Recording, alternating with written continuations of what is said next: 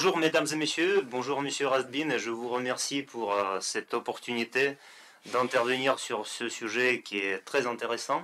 Donc moi, à l'ambassade, je suis responsable de l'Asie-Pacifique, mais aussi de l'Afrique, y compris l'Afrique du Nord.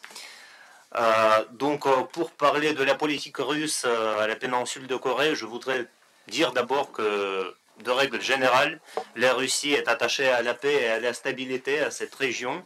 Et nous sommes vraiment ouverts à la coopération avec les deux Corées et la coopération tout azimut, dans tous les domaines. Ce qui fut le cas jusqu'à 2022, mais malheureusement en 2022, depuis 2022, en effet, nos relations avec la République du Corée, donc avec la Corée du Sud, ne sont pas à la hauteur, en quelque sorte. Et pour utiliser les termes employés par le président Macron, les dirigeants sud-coréens se sont montrés en quelque sorte suivistes des États-Unis et de l'Occident en général en ce qui concerne les relations avec la Russie. Donc la Corée du Sud a adopté les sanctions contre la Russie, mais en fait, qui est devenu la victime principale de ces sanctions? Donc, qui a subi le plus de dommages? En fait, c'est pas la Russie, parce que très vite, nous avons su diversifier notre réseau de fournisseurs, nos partenariats extérieurs, et donc nous avons trouvé d'autres partenaires. Mais c'est notamment le business sud-africain qui a subi les pertes principales, parce que eux, ils ont perdu un marché assez important, un marché assez grand. Donc, d'après nos contacts avec les dirigeants des sociétés telles que LG, Samsung, qui sous la pression politique, ont dû quitter la Russie et ont dû partir de notre marché. Ils sont vraiment déçus d'avoir perdu ce marché important pour eux. Donc nous voyons aussi que, surtout parmi les milieux d'affaires, mais aussi parmi les milieux politiques, il y a, je parle des milieux politiques et les milieux d'affaires sud-coréens, il y a cette volonté au moins de ne pas permettre que nos relations se dégradent davantage, et en général, dans la perspective de restaurer le niveau de coopération que nous avons eu avant 2022. Nous sommes là, nous sommes ouverts, mais pour nous, ce qui importe, ce n'est pas tellement les intentions et les déclarations, mais les actes. Et finalement, on va juger, on va prendre les décisions regardant les actes que Séoul va prendre à notre égard. Donc, à l'inverse, nous avons un autre pays, la Corée du Nord, et la Corée du Nord n'a pas fait des actes qui vont à l'inverse de l'amitié entre nos deux pays. Donc, et Pyongyang démontre la volonté, par contre, de développer la coopération avec la Russie. Et donc, dans ce cadre-là, dans cette situation, nous ne pouvons que féliciter cette approche. Et nous sommes là, nous sommes ouverts à développer notre partenariat. Donc, vous savez très bien que le leader nord-coréen s'est rendu en visite en Russie en septembre, et en octobre, c'était notre ministre des Affaires étrangères, Sergei Lavrov, qui a visité aussi la Corée du Nord. Et donc, ces deux visites ont vraiment donné un coup de pouce au développement des liens entre nos deux pays. Donc, la Russie, et vous avez très bien évoqué les questions des sanctions, les questions des restrictions internationales. Nous sommes attachés à respect de nos engagements internationaux, mais par contre, dans tous les autres domaines, nous sommes prêts et nous sommes vraiment déterminés à développer la coopération avec la Corée du Nord, quelle que soit l'opinion d'autres pays et quelle que soit l'attitude d'autres pays à l'égard de ce partenariat. Donc, en ce qui concerne les situations sécuritaires à la péninsule, donc nous voyons les signes que la crise sécuritaire s'aggrave, et il y a des signes que nous nous approchons à une nouvelle crise vraiment profonde sécuritaire dans la région. Donc pourquoi, sur quoi cette analyse est fondée? D'abord, nous voyons que il y a une escalade politique et militaire. Il y a aussi une escalade dans la rhétorique des deux côtés, des deux parties. Donc depuis l'année dernière, les États-Unis, la Corée du Sud et le Japon, comme vous avez, Monsieur Simek, très bien dit, donc il y a certaines intensifications de cette coopération dans ce format trilatéral, et les Américains, à notre avis, ont réussi à renforcer cette coopération dans le format trilatéral.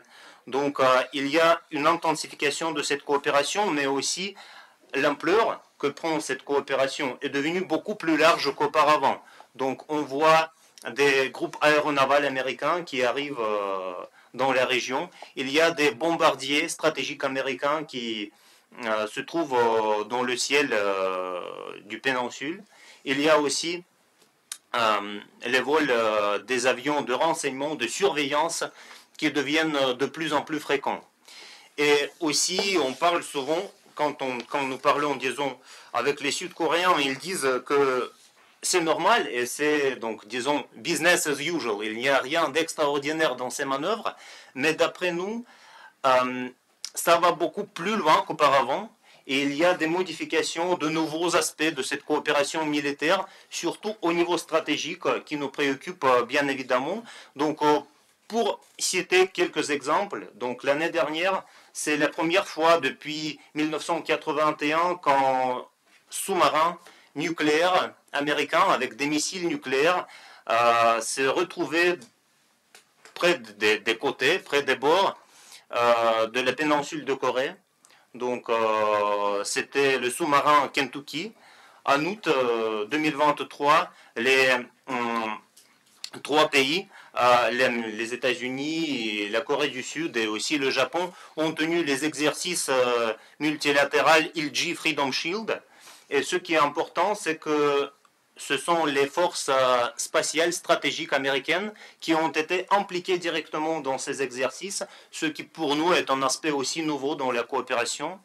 Ce qui nous préoccupe, c'est aussi les négociations qui sont en cours entre Séoul et Washington et sur la protection, sur l'idée que les États-Unis peuvent garantir la protection nucléaire pour la Corée du Sud dans le cas de conflit direct entre le conflit militaire, bien sûr, avec la Corée du Nord.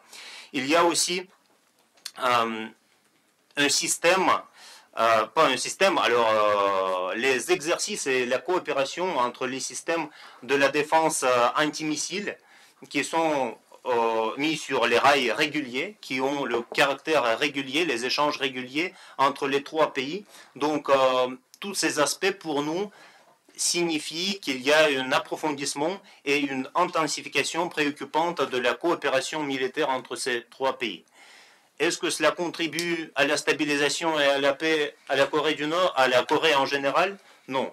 Et ce que nous voyons, la rhétorique aussi militaire, la rhétorique nucléaire de la Corée du Nord, c'est en quelque sorte la réponse aux menaces que les Coréens du Nord se sentent de la part de ses voisins, de la Corée du Sud, de Japon et des États-Unis.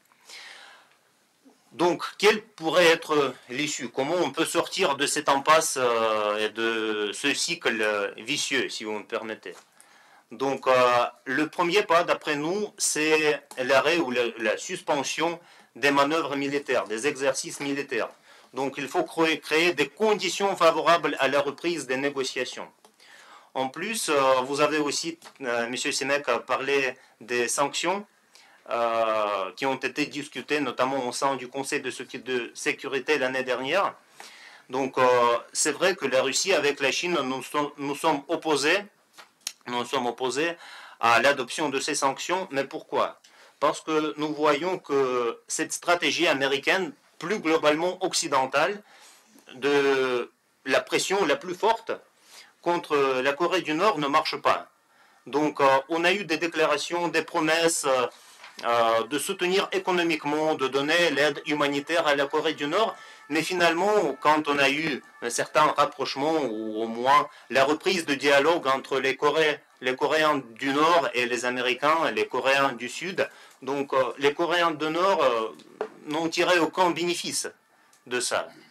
Donc on a seulement la pression, mais sans le respect des promesses de l'aide économique, de l'aide humanitaire. Donc effectivement, les Coréens du Nord sont préoccupés et ne comprennent pas à quoi bon ils doivent négocier avec les États-Unis s'ils ne voient aucun résultat de changement, de la modification de leur position. Donc de notre côté, la pression, alors au moins d'abord la pression a atteint ses limites et donc nous ne voyons pas que ces sanctions soient efficaces en fait. Donc d'après nous, cette logique a démontré son inefficacité. Mais maintenant, il faut aussi donner non seulement des promesses, mais il faut des actes concrets pour soutenir la volonté de la Corée du Nord pour, en quelque sorte, nourrir l'intérêt du Corée du Nord d'entrer dans les négociations. Donc, cela doit être la deuxième étape, en quelque sorte. Donc, la première étape, c'est la suspension des exercices militaires, et la deuxième étape, c'est aussi restauration, enlèvement d'une partie des sanctions, disons, soit l'aide économique, l'aide humanitaire à la Corée du Nord. Donc cela doit être la deuxième étape. Et c'est notamment l'idée sur laquelle est basée notre proposition conjointe avec les Chinois, qui est appelé le plan d'action pour le règlement compréhensif des problèmes de la péninsule de Corée. Voilà ce qui a été proposé au sein du Conseil de sécurité de l'ONU, et nous espérons que nos partenaires occidentaux soient à l'écoute et puissent coopérer avec tout le monde sur la base de ces propositions que nous considérons comme les plus opportunes et en fait la seule voie possible pour sortir de l'impasse où nous trouvons actuellement tous dans la région. Voilà. Merci beaucoup pour votre attention.